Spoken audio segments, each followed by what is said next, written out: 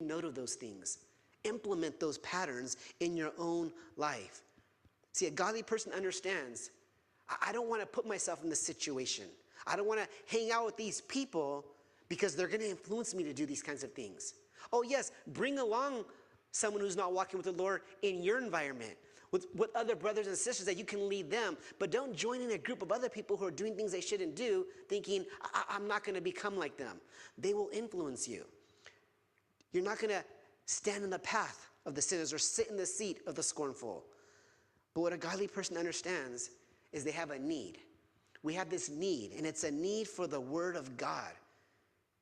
He says, the godly person will delight in the law of the Lord, and in his word doth he meditate day and night. A person who desires to live a godly life, they're going to spend time in the word of God as much as possible. Not because they're religious, walk around all day long reading a Bible.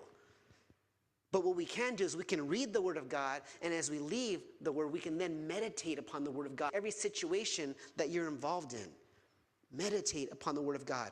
Paul goes on in verse 18, for many walk, of whom I've told you often, and now I tell you even weeping, that they are enemies of the cross of Christ. Here in verse 18, Paul, he's talking about a group that he's mentioned before to the church. Paul warned the church about a certain group of believers who were not living called to live. Though they were believers, they were not living like a believer. And now Paul says to the church, I'm telling you guys this weeping. Paul was brokenhearted over what he's about to tell them.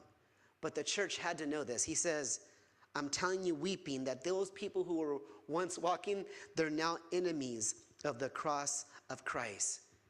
See, they were believers who lived in the flesh. Believers who